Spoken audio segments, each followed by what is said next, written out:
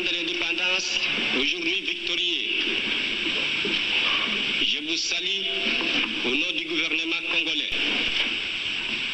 À vous tous, mes amis, qui avez lutté sans relâche à nos côtés. La République du Congo a été proclamée et notre cher pays est maintenant entre les mains de ses propres enfants. Ensemble, mes frères, mes sœurs, nous allons commencer une nouvelle lutte, une lutte sublime qui va mener notre pays à la paix, à la prospérité et à la grandeur. Nous allons établir ensemble la justice sociale et assurer que chacun reçoive la juste rémunération de son travail.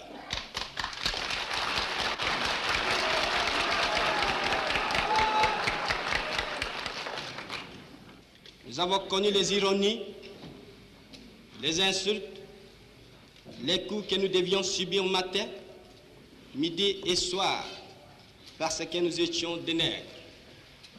Qui oubliera qu'à un noir, on disait tu, non certes comme à un ami, mais parce que les voix honorables étaient réservées aux seuls blancs. Nous avons connu que nos terres furent spoliées au nom des textes prétendument légaux qui ne faisaient que reconnaître les droits du plus fort. Nous avons connu que la loi n'était jamais la même, selon qu'il s'agissait d'un blanc ou d'un noir, accommodante pour les uns, cruelle et inhumaine pour les autres.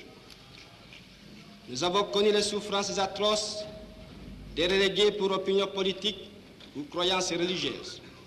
Exilés dans leur propre patrie, leur sort était vraiment pire que la mort elle-même.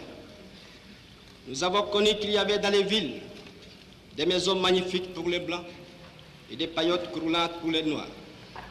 Que les noirs n'étaient admis dans les cinémas, ni dans les restaurants, ni dans les magasins européens. Que les noirs voyageaient à même la coque de péniche, au pied du blanc dans sa cabine de luxe. Qui oubliera enfin les fusillades où périrent tant de nos frères. Les cachons furent brutalement jetés, ceux qui ne voulaient plus se soumettre au régime d'injustice, d'oppression et d'exploitation.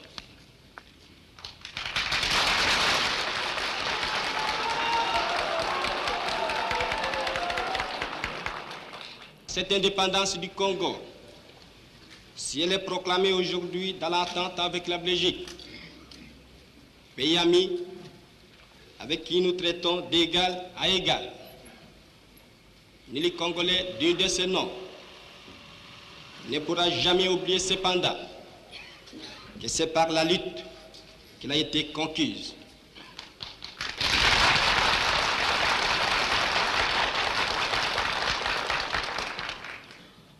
Une lutte de tous les jours,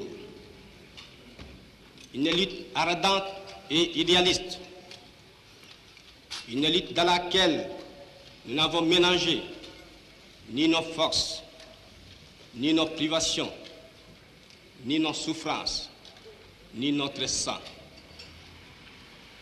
Cette lutte qui fit des larmes, des feux et des sang, nous en sommes fiers jusqu'au plus profond de nous-mêmes, car ce fut une lutte noble et juste, une lutte indispensable pour mettre fin à l'humiliant esclavage qui nous était imposé par la force. Ce qui fit notre sort à 80 ans du régime colonialiste, nos blessures sont trop fraîches et trop douloureuses encore pour que nous puissions les chasser de notre mémoire. Quand nous avons connu le travail harassant, exigé en échange de salaires qui ne nous permettaient ni de manger à notre faim, ni de nous vêtir ou nous loger décemment, ni d'élever nos enfants comme des êtres chers. Hommage aux combattants de la liberté nationale. Vive l'indépendance et l'unité africaine. Vive les Congo indépendants et souverains.